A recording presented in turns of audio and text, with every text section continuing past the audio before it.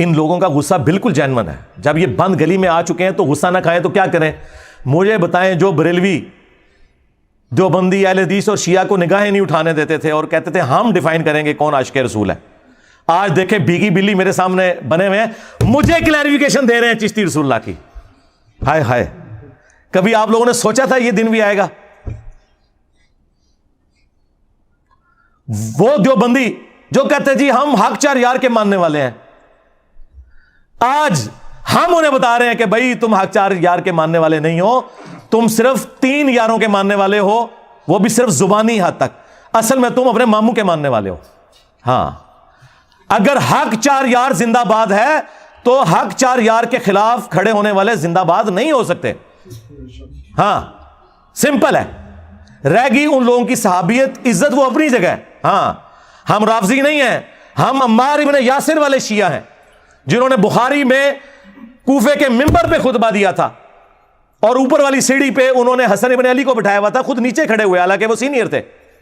اہل بیت کا احترام کیا اور کہا کہ لوگوں، سیدہ عائشہ بصرہ سے روانہ ہو چکی ہیں اور وہ دنیا اور آخرت میں تمہارے نبی کی بیوی ہیں، دنیا میں بھی اور آخرت میں بھی، یعنی ان کا مرتبہ کوئی کام نہیں کر سکتا، ہماری ماں ہے. لیکن اللہ تمہیں آزما رہا ہے کہ تم عائشہ کی اطاعت کرتے ہو یا اللہ کی اطاعت کرتے ہو، کیونکہ یہاں امیر المومنین کی اطاعت ہے. وَأُولِي الْأَمْرِ مِنْكُمْ، مرتبہ بھی کاموں نے دیا، عزت دی. صحیح بخاری میں یہ حدیث ہے. ایک اور صحابی کہتے ہیں کہ جنگ جمل کے دنوں میں مجھے رسول اللہ کی اس حدیث نے بڑا نفع پہنچایا جب کسرا کے لوگوں نے ایک عورت کو اپنا حاکم بنا لیا تھا اور نبی علیہ السلام نے فرمایا تھا کہ وہ قوم کبھی فلاح نہیں پا سکتی جو اپنی بھاگ دوڑ کسی عورت کے حوالے کر دے. اور واقعی ایسا ہوا، وہ پھر پرشین امپائر گر بھی گئی حضرت عمر کے دور میں رضی اللہ تعالیٰ عنہ. تو میں نے بھی ارادہ کیا تھا کہ میں سیدہ عائشہ کا ساتھ دیتا، لیکن مجھے وہ حدیث یاد آ گئی، میں ان کی حمایت سے پیچھے ہٹ گیا. اندازہ کریں، رسپیکٹ اپنی جگہ. اور دوسرا دیکھیں، صحابہ اکرام کا ہمارے والا عقیدہ تھا کہ جسے فٹ اسے گفٹ. کسی صحابی نے نہیں کہا کہ وہ کسرا کی عورت تو آگ کی پجاری ہے اور حضرت عائشہ سے آپ ان کو کمپیئر کر رہے ہیں. اس زمانے میں یہ 2 نمبریاں نہیں ہوتی تھی. اس زمانے میں یہ ہوتا تھا کہ بخاری مسلم کی حدیث ہے، میری بیٹی فاطمہ بھی چوری کرے تو اس کے بھی ہاتھ کٹیں گے.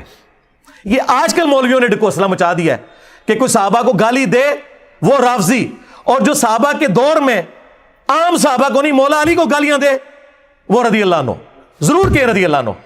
لیکن ساتھ بتائیں کہ ان رافضیوں اور ناصبیوں کا باپ، مشترکہ باپ وہ ہے.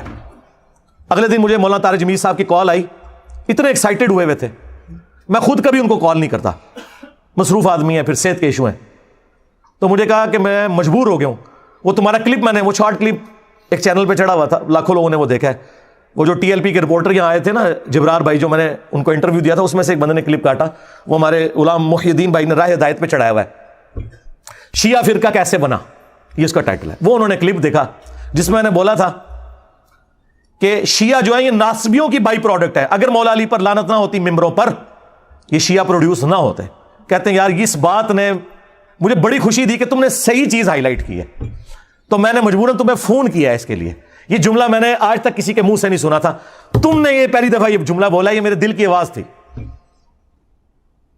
کل تک یہ کہتے تھے نہیں جی وہ تو تنقید ہے جی، مسلم شریف میں سب کا لفظ ہے، ماموں نے سب کا کہا تھا. وہی تمہارے ابن تیمیہ نے خود منہاج السنہ میں لکھا ہے کہ سب کرنے کا کہا نہیں، وہ سب کا مطلب تنقید ہے. اچھا، خلفائے راشدین پہ تنقید کرنے کا حکم، اور بھائی مسلم شریف میں آگے پڑھ لو، یہ 6220 تھی، 6229 میں ہے لعن اللہ ابا التراب، اور حاکم وقت بنو مروان میں سے یہ کام کروا رہے ہیں، عام آدمی نہیں. ممبر پہ بلا کے صحابہ کو کہہ رہے کو ابو تراب پہ اللہ کی لعنت، نعوذ باللہ.